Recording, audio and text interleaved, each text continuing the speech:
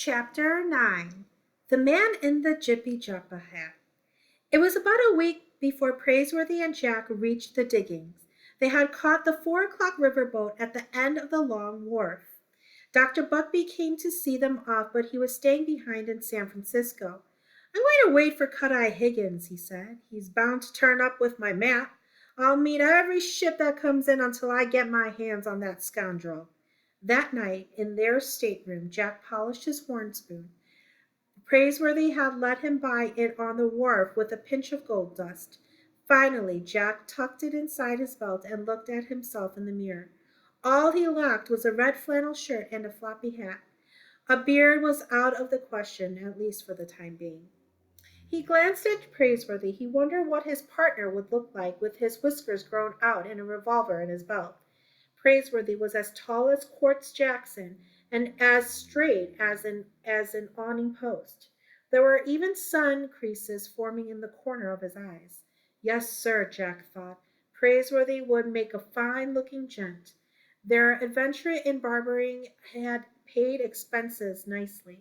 There was gold dust left over, and Praiseworthy had poured it into the little finger of his left white glove for safekeeping. He had made a list of the gold camps the miners had bandied about, and now he studied the names. Chilly Gulch, Grizzly Flats, Timbuktu, he muttered. They sound like dreadful places to take a growing boy. They sounded glorious to Jack. Don't worry about me, Praiseworthy. I'm thinking of your Aunt Arabella. What would she think if you write from a place like Bedbuck or Whiskey Flat or Hangtown? Angel's Camp, she might approve of that. But they say it's a fearful place. Let me see. There's Rough and Ready, there's You Bet, and there's Humbug, not to mention Rawhide, Roaring Camp, and Cutthroat. Well, what'll it be, Master Jack? One place sounds as bloody thirsty as the next. Hangtown, said Jack. Then Hangtown it is, said Praiseworthy. The following morning, Jack saw Indians for the first time in his life. They came to the banks of the river to watch the crowded boat and listen to the ringing of its pilot house bell. Jack stared back in fascination. Wouldn't his sisters Constance and Sarah be frightened? But that night, when the flat-bottomed riverboat got stuck on a sandbar, Jack felt a little uneasy himself. What if the savages came aboard when the passengers were asleep and helped themselves to a few scalps? Stuff and nonsense, Praiseworthy smiled, shaving himself at the cabin mirror. The steward tells me they're digger Indians, quite tame. They dig for roots and acorns and are a menace to nothing but wasps and grasshoppers, which they consider a delicacy.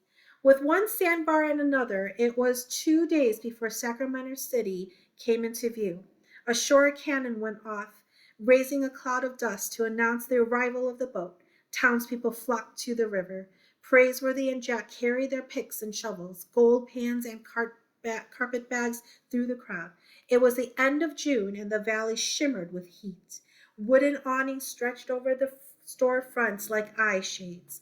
As they walked along, Jack kept gazing at the mountains, the great Sierra Nevadas.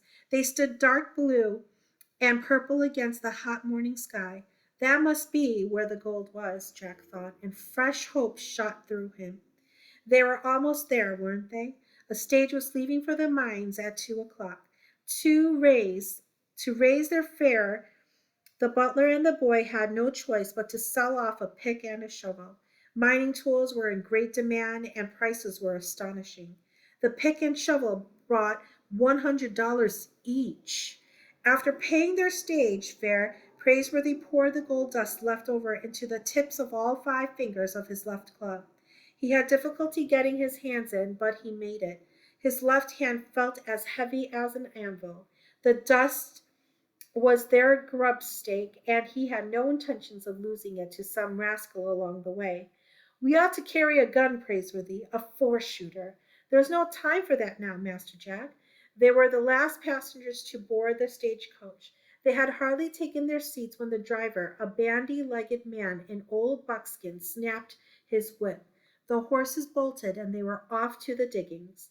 Jack was squeezed in beside Praiseworthy and a red-faced man wearing a string tie. He was quick to introduce himself as an undertaker. Fletcher's the name, gentlemen. Jonas T. Fletcher of Hangtown. I don't mind telling you that business is brisk in my line of work up there in the diggings. Glad to meet you, yes, sir, socially or professionally, as the case may be. In the seat opposite sat two Frenchmen in brand new jack boots and checked shirts with the creases still in them. Between them and opposite Jack, so that their knees almost touched, sat a man in a dusty linen suit and his hat pulled down over his face. He had been sleeping that way from the moment Praiseworthy and Jack had entered the coach. Don't see how a man can sleep on this road, Jonas T. Fletcher laughed. Maybe he's dead. Ain't that a fine looking Jipijapa hat he's got? Must have bought that in Panama. I come across the plains myself, clear from Missouri. Jonas T. Fletcher droned on. The team of horses raised red clouds of dust, and Jack watched the passing sights as best as he could. They overtook ox-drawn wagons loaded with stores for the mines and strings of pack mules. The man in the fine straw Jipijapa hat slept on. A large ruby ring glistened from his finger. With the jostling of the stage, his coat fell open, and Jack could see the butt of a dueling pistol tucked inside his belt. It was almost an hour before he awoke. His hand rested on the pistol, and he tipped the hat back off his face. He looked straight into Jack's eyes with the faintest of smiles, as if he hadn't been asleep at all. Jack very nearly jumped. It was Cut Eye Higgins.